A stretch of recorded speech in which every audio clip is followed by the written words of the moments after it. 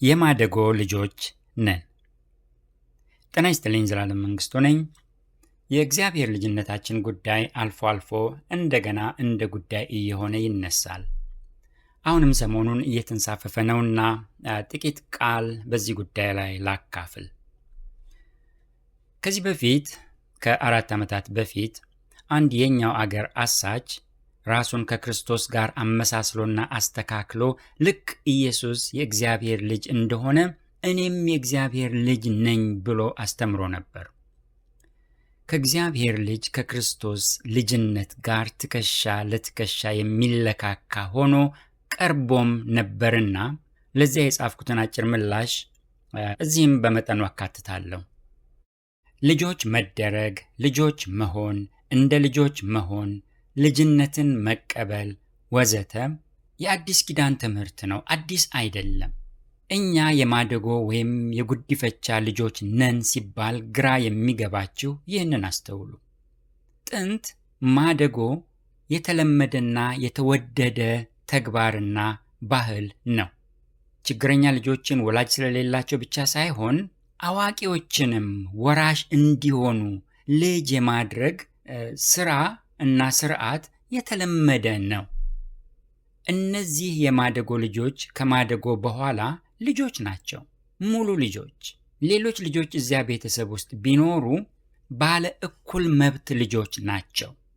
እኛን በተመለከተም ልክ እንደዚሁ ነው። ጥቂት አንኳር ነጥቦችን ላውሳ። አንደኛ፣ ቀድሞ ልጆች አልነበርንም። ከቀድሞ ከፍጥረት ጀምሮ የእግዚአብሔር ልጆች እንደነበርን እና ከዚያ ልጅነታችን እንደተወሰደብን ከዚያ እንደገና እንደተሰጠን የሚያስተምሩ አሳቾች አሉ። እና አዳም ሲፈጠሩ ልጆች አልነበሩም፣ አልተጻፈም። እኛ ከመዳናችን በፊት እንዲያውም የቁጣ ልጆች ነበርን እንጂ የእግዚአብሔር ልጆች አልነበርንም። እንደ ሌሎቹም ደግሞ ከፍጥረታችን የቁጣ ልጆች ነበርን። ኤፌሶን 2:3 ጌታ እናንተ የእፉኝት ልጆች ያለው ማቴዎስ 3:7 የአብርሃም ልጆች ነን ብለው የሚመጻደቁትን አይሁድ ነው። የአብርሃም ልጆች ናቸው? አዎን ናቸው። ግን እንደ ጌታ ቃል የማን ልጆች ናቸው? የእባብ ልጆች፣ የሰይጣን ልጆች። ጌታ ስለ ዘሩና አፈሩ ምሳሌ ባስተማረበት መልካሙም ዘር የመንግሥት ልጆች ናቸው፣ እንክርዳዱም የክፉ ልጆች ናቸው አለ። ማቴዎስ 13:38 እና 39። አንደኛው ነጥብ ይህ ነው፣ ቀድሞ ልጆች አልነበርንም። ሁለተኛ፣ እኛ አሁን የእግዚአብሔር ልጆች ነን። ከእግዚአብሔር ተወልደናል። እንዴት? እንደገና ወይም ዳግም በመወለድ ነው ልጆቹ የሆን ነው።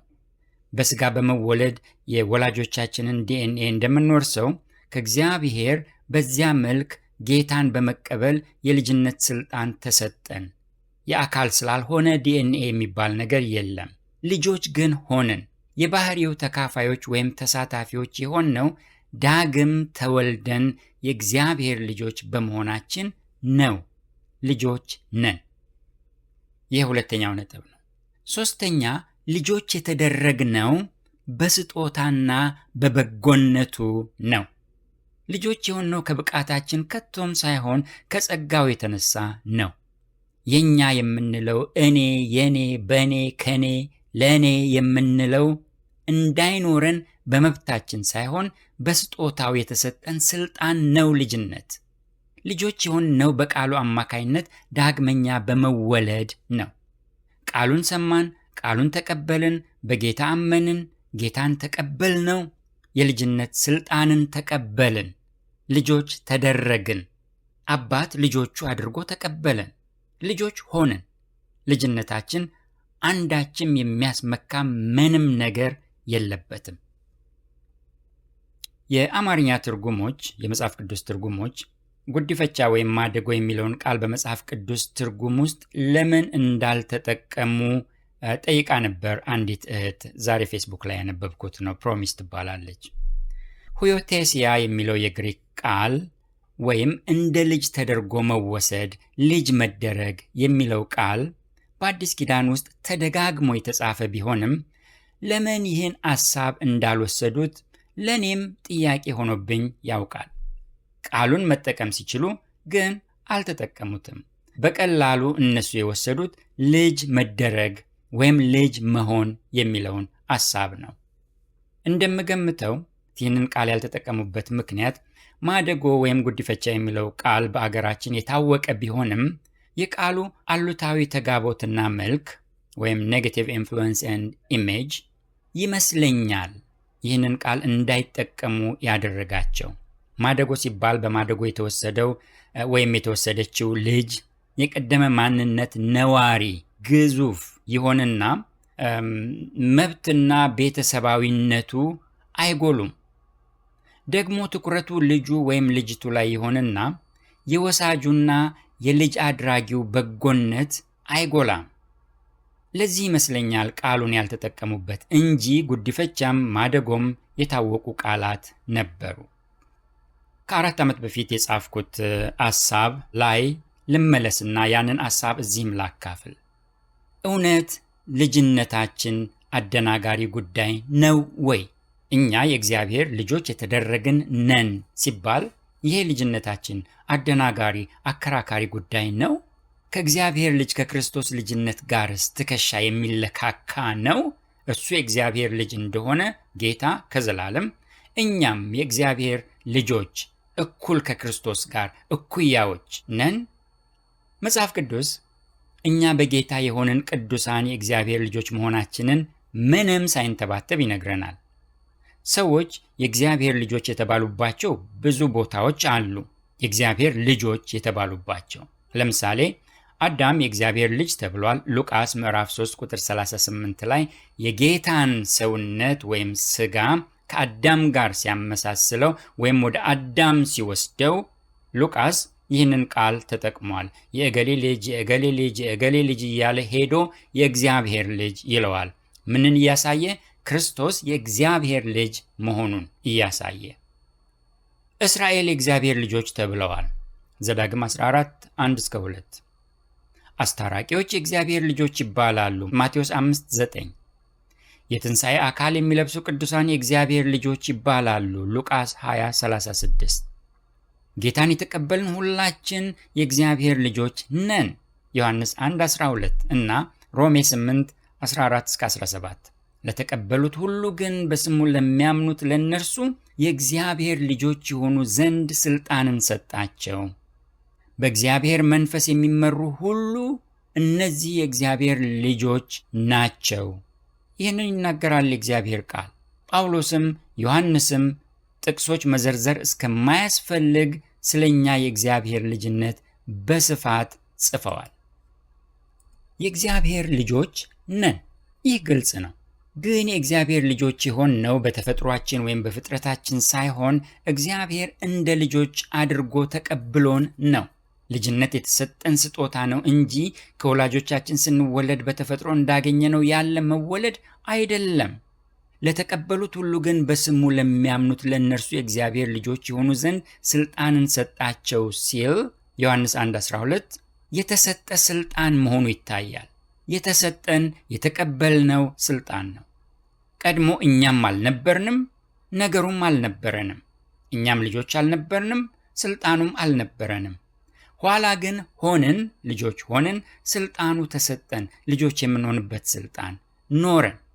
ይህ ስጦታ የተሰጠን በእምነት በኩል ነው። በእምነት በኩል ሁላችሁ በክርስቶስ ኢየሱስ የእግዚአብሔር ልጆች ናችሁና ይላል ገላትያ 3:26። አስቀድመን የእግዚአብሔር ሳንሆን የቁጣ ልጆች ነበርን፣ በፍጥረታችን የቁጣ ልጆች ነበርን ይላል ጳውሎስ ኤፌሶን 2:3 ላይ። የእግዚአብሔር ልጆች ተብለን ልንጠራ አብ እንዴት ያለውን ፍቅር እንደሰጠን እዩ፣ እንዲሁም ነን። ስለዚህም ምክንያት ዓለም እርሱን ስላላወቀው እኛን አያውቀንም። ወዳጆች ሆይ አሁን የእግዚአብሔር ልጆች ነን። ምንም እንደምንሆን ገና አልተገለጠም። ዳሩ ግን ቢገለጥ እርሱ እንዳለ እናየዋለንና እርሱን እንድንመስል እናውቃለን። 1 ዮሐንስ 3:1-2። ይህንን የሆንነው ልጆች ተደርገን ተወስደን ነው። አድርጎ ወሰደን ማለት አድርጎ የወሰደን አለ ማለት ነው። ተወስነን ነው ልጆች የተደረግነው። የወሰነ አለ ማለት ነው። በበጎ ፈቃዱ እንደወደደ ነው የተደረግነው። በጎ ፈቃድ ያለውና የወደደን አለ ማለት ነው። በበጎ ፈቃዱ እንደወደደ በኢየሱስ ክርስቶስ ሥራ ለእርሱ ልጆች ልንሆን አስቀድሞ ወሰነን ይላል ኤፌሶን 1:5። ይህ ቃል በአዲስ ኪዳን ቋንቋ ኤፌሶን 1:5 ላይ የተጻፈው ሁዮቴሲያ የተባለው ቃል ነው። ልጅ መሆን፣ ልጅ መደረግ፣ እንደ ልጅ መወሰድ ማለት ነው። እኛ በክርስቶስ በኩል የእግዚአብሔር ልጆች ተደርገናል። ታዲያ ተደርገናል የሚለው ጨበጥ ተደርጎ መያዝ አለበት። ልጅነት በስልጣናችን የተቀዳጀነው ሳይሆን የተሰጠን ስልጣን ነው። ብዙዎቹ የእንግሊዝኛ ትርጉሞች ይህንን ቃል the adoption of sons ወይም the adoption of children ብለው ተርጉመውታል። አንዳንድ ሰዎች ማደጎ እና ጉዲፈቻ የሚለውን ቃል ይጠቀማሉ ይህንን ቃል ሲያብራሩት። በትክክልም ነው። ይህ ቃል ቀደም ሲል እንዳልኩት በአገራችን አሉታዊ የሆነ ምስል ስለሚቀርጽ ለአንዳንዶች ግራ ያጋባል። አዲስ ኪዳን በተጻፈበት ዘመንና አውድ ይህ ቃልና ልማድ ግን ድንቅ ነገር ነው። በአገራችን ማደጎ ተደርገው የሚወሰዱ ልጆች ችግረኞች፣ አሳዳጊ ያጡ፣ ምስኪኖች፣ መንገድ ላይ የተጣሉ ወይም ወላጆቻቸው ሊያሳድጓቸው ያልቻሉ ልጆች ናቸው። እንደዚህ ብቻ ብንወስደውም እንኳ ትርጉሙ ያስኬዳል። ምስኪኖችና ከጸጋ የወደቅን ከክብሩ የጎደልን ነበርንና በአዲስ ኪዳን ይህ ቃል ለኛ ቢሰጠን ከማንነታችን የሚበልጥ ቃል ነው። በአዲስ ኪዳን ዘመን ግን ችግረኛ ሕፃናት ሳይሆኑ በሮማውያን ባህል ይህ ቃል አዲስ ኪዳን በተጻፈበት ዘመን የሮም መንግስት ነው፣ የሮም ባህል ነው ያንን ዓለም ይገዛ የነበረው። በአዲስ ኪዳን ዘመን በሮማውያን ባህል በዚያ ባህል ስንሄድ ችግረኛ ሕፃናት ብቻ ሳይሆኑ ትልልቅ ሰዎችም ልጆች ተደርገው ይወሰዳሉ። ትልልቅ ሰዎችም አዋቂዎችም ሳይቀሩ። ወሳጁ ሰው ደግሞ ልጆች የሌሉትም ያሉትም ሊሆን ይችላል። ልጆች ከሌሉት ወራሹ ሊያደርገው ከመፈለጉ በጎነት የተነሳ ብቻ ነው ያንን አዋቂ ሰው ትልቅ ሰው ልጅ የሚያደርገው። ትንሽም ሊሆን ይችላል፣ ትልቅም ሊሆን ይችላል። ንብረቱን የሚወርስ ስለሌለ አንድ ሁነኛ ሰው ይፈልግና ያንን ሰው ይወስደውና የራሱ ያደርገዋል። ልጆች ካሉት ደግሞ ከልጆቹ ጋር አብሮ ወራሽ እንዲሆን እኩል መብት ያቀዳጀዋል። ለዚያ ሰው በስሙ ይጠራል፣ ባለ መብት ይሆናል፣ ወራሽ ይሆናል። ሁለቱንም ዋና ዋና ነጥቦች ልብ እንበል። በስሙ ይጠራል፣ ወራሽ ነው። ይህ የበጎነት ምልክት ነው። ቀድሞ አባታችን ያልሆነ አባት የሌላቸው ልጆች የነበርነውን እኛን ልጆች አድርጎ ከተቀበለን የምን ልጆች እንባላለን? የባህሪ ልጅ አይደለንም። የባህሪ ልጅ የሚባል ስለኛ የተነገረ ቃል ከቶም የለም። አንደኛ ጴጥሮስ 1:4 የባህሪ ተካፋዮች እንድንሆን በተስፋ ቃል መደረጋችንን ይናገራል። የባህሪ ልጆች መሆናችንን አይደለም። የባህሪ ተካፋይ መሆንና የባህሪ ልጅ መሆን የተለያዩ ነገሮች ናቸው። ከላይ የጠቀስኩት የግሪክ ቃል ሁዮቴሲያ በጠቅላላው በአዲስ ኪዳን 5 ጊዜ ተጽፏል። 5ቱንም ጥቅሶች ላንብባቸው። ሮሜ 8:15 አባት ብለን የምንጮህበትን የልጅነት መንፈስ ተቀበላችሁ እንጂ እንደገና ለፍርሃት የባርነትን መንፈስ አልተቀበላችሁምና ይላል። አባት ብለን የምንጮህበትን የልጅነት መንፈስ ሁዮቴሲያ ተቀበላችሁ እንጂ። ሁለተኛ ሮሜ 8:23 እርሱም ብቻ አይደለም፣ ነገር ግን የመንፈስ በኩራት ያለን ራሳችን ደግሞ የሰውነታችን ቤዛ የሆነውን ልጅነት እየተጠባበቅን ራሳችን በውስጣችን እንቃትታለን ይላል።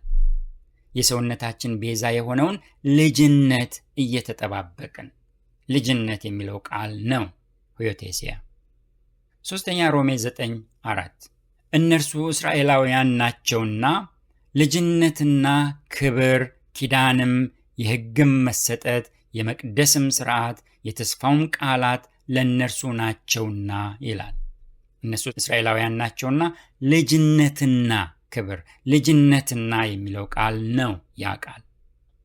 ገላትያ 4:5 እንደ ልጆች እንሆን ዘንድ ከሕግ በታች ያሉትን ይዋጅ ዘንድ ይላል። እንደ ልጆች እንሆን ዘንድ። ከዚህኛው ጥቅስ በፊት ያለውን ቃል ብናስተውል ገላትያ 4:4 ነገር ግን የዘመኑ ፍጻሜ በደረሰ ጊዜ እግዚአብሔር ከሴት የተወለደውን ከሕግ በታች የተወለደውን ልጁን እንደላከ ይናገራል። ልጁን ላከ። የቱን ልጁን? ከሴት የተወለደውን ከሕግ በታች የተወለደውን። ለምን ላከ? እንደ ልጆች እንሆን ዘንድ። እንደ ልጆች እንሆን ዘንድ። እንደ ልጆች የሚለው ቃል ነው ያ ቃል። የመጨረሻው ጥቅስ ኤፌሶን 1:5 በበጎ ፈቃዱ እንደወደደ በኢየሱስ ክርስቶስ ሥራ ለእርሱ ልጆች ልንሆን አስቀድሞ ወሰነን ይላል። ለእርሱ ልጆች ልንሆን አስቀድሞ ወሰነን። ልጆች የሚለው ወይም ልጆች ልንሆን የሚለው ቃል ነው ያ ቃል ሆዮቴሲያ። ይህ ልጅ ተደርጎ መወሰድ ከላይ እንዳየነው የቃሉ እውነት ነው። በእነዚህ ጥቅሶች ውስጥ ልጅነት እና ልጆች የሚሉት ቃላት በሙሉ ከላይ ያየናቸው አምስቱም ጥቅስ ውስጥ ያሉት ሆዮቴሲያ የሚሉት ቃላት ናቸው። ሆዮቴሲያ በቀጥታ ሲተረጎም የማደጎ ልጅነት ወይም ልጅ ተደርጎ መወሰድ ወይም ልጅ መደረግ ማለት ነው። ይህ የኛ ልጅነት ነው። የኛ ልጅነት ድንቅ ነው፣ ግሩም ነው፣ ስልጣን ነው፣ ወራሽነት ነው። በቃሉ አማካይነት ዳግም ተወለድን። ቃሉን ሰማን፣ ጌታን ተቀበልን፣ ልጆች ሆንን ወይም የልጅነት ስልጣን ተሰጠን። ግንኙነት ነው። ይህም ሁሉ ሆኖ ግን ስጦታና ስጦታ ብቻ ነው። አንዳንድ የሐሰት አስተማሪዎች ይህንን እኛ በበጎነቱ ልጆች የተደረግንበትን ቸርነት ከክርስቶስ ልጅነት ጋር ያነጻጸሩ የኛ ልጅነትና የእርሱ ልጅነት የመንትያ ያህል እንደሆነ፣ አንድ አይነት እንደሆነ፣ አንድ እንደሆነ ሲናገሩና ቀድሞ ልጆች የነበርንና ያ ልጅነት ጠፍቶ እንደገና የተገኘ መብታችን እንደሆነ እያስተማሩ የሰዎችን እምነት ሲገለብጡ ማየት ምንኛ አሳዛኝ ነገር ነው። ይህ ዝም መባል የለበትም። የልጅነታችን መልክ መነገር አለበት። ልጅነታችን ምን መሆኑ፣ እንዴት መሆኑ መገለጥ አለበት። እኛ የእግዚአብሔር ልጆች ነን። የሆነውም በመደረግ ነው። ልጆች የተደረግን ወይም ተደርገን የተወሰድን ነን። ከበጎነቱ የተነሳ፣ ከብዙ ምሕረቱ የተነሳ እኛ ክርስቶስን በመቀበላችን ምክንያት የልጅነት ስልጣን የተሰጠን የእግዚአብሔር ልጆች ነን። እኛ ልጆች ነን። እኛ ልጆች የተደረግን፣ ልጆች ተደርገን የተወሰድን